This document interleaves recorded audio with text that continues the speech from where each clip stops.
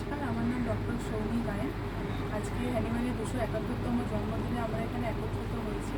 তার জন্য প্রথমেই আমি ধন্যবাদ জানাতে চাইব দ্য হাজার পুষ্প দিব্য স্মারক চ্যারিটেবল ট্রাস্টের সম্পাদক ক্ষিতি দত্ত মহাশয়কে, যিনি এখানে আমাকে কিছু কথা বলার সুযোগ করে দিয়েছেন। আজ 10ই এপ্রিল ওয়ার্ল্ড হোমিওপ্যাথিক ডে। এই বিশেষ দিনে 1755 সালে জার্মানির এক ছোটো শহরে আমাদের হ্যানিম্যান জন্মগ্রহণ করেছিলেন। তিনি প্রথম জীবনে অ্যালোপ্যাথির সাথে যুক্ত হলেও পরে তার ক্ষতিকারক প্রভাব রোগীদের স্বাস্থ্যের উপর পড়তে দেখে তিনি উদ্বিগ্ন হয়ে পড়েন এবং তারই ফলশ্রুতি হলো আজকের এই হোমিওপ্যাথি। তিনি প্রথম বিশ্ব দরবারে নিয়ে আসেন লাইক কিওরস লাইক, যার মানে হলো কোনো রোগ তখনই আমরা সারাতে সক্ষম হব যখন সেই রোগের সিমিলার সিমটম তৈরি করতে পারে এমন কোনো ওষুধ আমরা রোগীদের দেব, ঠিক তখনই কিন্তু কোনো রোগ পুরোপুরিভাবে মুক্ত হতে পারে।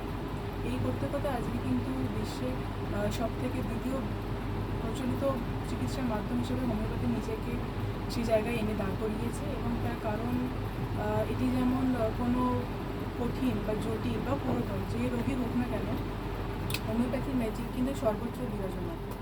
এটি সমস্ত বয়সের সমস্ত মানুষের জন্য সমানভাবে কার্যকরী। ঠিক অন্যদিকে যে কোনো পার্শ্ব প্রতিক্রিয়া ছাড়াই রোগীকে সুস্থ করতে কিন্তু সক্ষম। তার পাশাপাশি এটা স্বল্প ব্যয়ে সবার কাছে, সকল শ্রেণীর মানুষের কাছেই সুষম উপাদান, স্বাস্থ্যকর উপাদান। এবং হ্যানিম্যানই প্রথম সবার কাছে আনেন যে কিওরের যে ডেফিনেশন, কিওর মানেই হলো কোনো রোগীকে কোনো বাড়তি সমস্যা ছাড়াই খুব তাড়াতাড়ি একটা তার চিকিৎসা করা, এবং সেই চিকিৎসার প্রভাব এমনই সুদূরপ্রসারী হবে যাতে রোগী ভালো থাকতে পারে। এই জন্যই হোমিওপ্যাথি আমাদের উচিত আরও জনসচেতনতা বৃদ্ধি করা, যাতে এই প্যাথির আওতায় সবাই আসতে পারে এবং এর যে সকলে যাতে এই প্যাথির আওতায় এসে তার উপকারটা লাভ করতে পারে।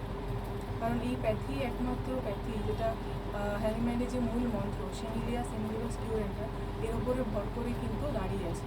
তার জন্য এটা যে কোনো রোগের ক্ষেত্রেই আমরা যে কোনো বয়সের মানুষের ক্ষেত্রেই দিই না কেন, এটি কিন্তু সম্পূর্ণভাবে এটিকে নির্মূল করতে সাহায্য করে। এই বলে আমি আমার ছোটো বক্তব্য এখানে শেষ করছি। নমস্কার।